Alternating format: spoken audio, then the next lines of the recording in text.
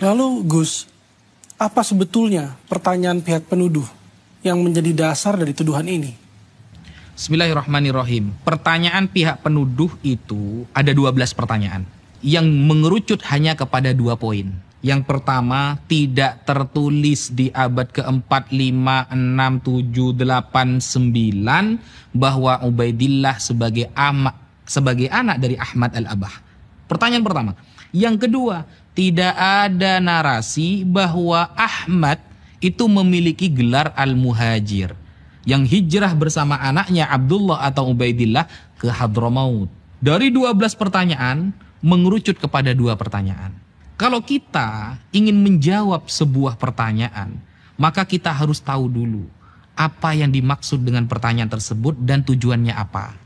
Kalau tujuannya ingin mengetahui ilmu nasab, maka kita sampaikan, tidak ada satupun ulama nasab di dunia dari dulu hingga sekarang, bahkan zamannya Al-Imam Al-Ubaidili dalam Tahdzibul Ansab, sampai pada sekarang Sayyid Murtadha Az-Zabidi atau Al-Imam Ibnu Hajar Al-Haytami dalam Thabatnya, yang mengharuskan ada kitab sezaman.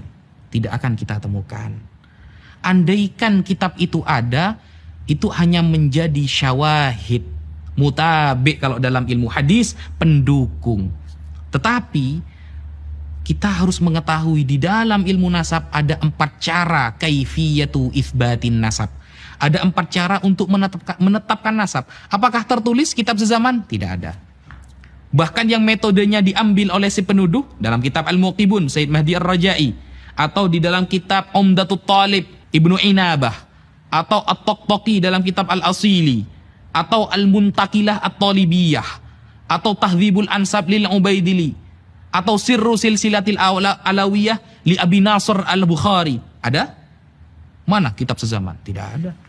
Makanya di dalam kitab Sirru Silsilatil Alawiyah yang beliau Abu Nasr Al-Bukhari wafat di akhir abad keempat, ketika ada seorang yang mengaku-ngaku sebagai zuriyah Rasulullah, ditanyakan, "A anta min Husaini, am min Hasani, am min Abbasi, am min Muhammadi?"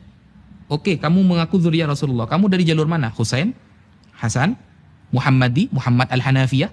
Karena Sayyidina Ali pernah menikah dengan selain Sayyidah Fatimah, punya anak namanya Muhammad bin Al-Hanafiyah. Atau Abbasi, dari Abbas. Kemudian seorang ini mengaku, "Ana min Husaini." Saya dari Husain. Akan ada pertanyaan lagi. Fa Husain falahu aulad. Husain memiliki beberapa anak. Kamu dari jalur mana? Ana Ali Zainal Abidin. Terus ditanyakan seperti itu. Sampai pada ayahnya nanti. Ketika dia bisa mengkonfirmasi dengan jelas, maka nasabnya tersambung kepada Rasulullah. Adakah ulama dulu kalau bertanya, kitab sezamannya mana? Adakah kitab sezaman? Kalau tidak ada, batal nasabnya. Tidak ada. Sampai Dajjal keluar 2 kali gak ada. Gitu. Sehingga pertanyaan seperti itu merupakan ijtihad murni dari si penuduh. Andaikan ada, itu menjadi syawahid, pendukung.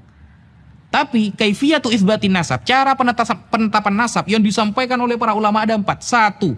Ayyura khattun nasabah mautsukun bihi yu'rafu khattuhu wa yatahaqqaquhu.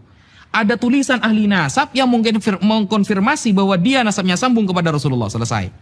Dan 4 ini kata para ulama adalah turuk, jamak dari torik, bukan syarat. Kalau syarat 1 hilang, hilang semua.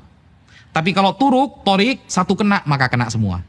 Nah, 1, tulisan ahli nasab. 2, ada bayyinah syar'iyah. 2 orang saksi yang faham nasab menetapkan nasabnya dia. Selesai. 3, pengakuan seorang ayah.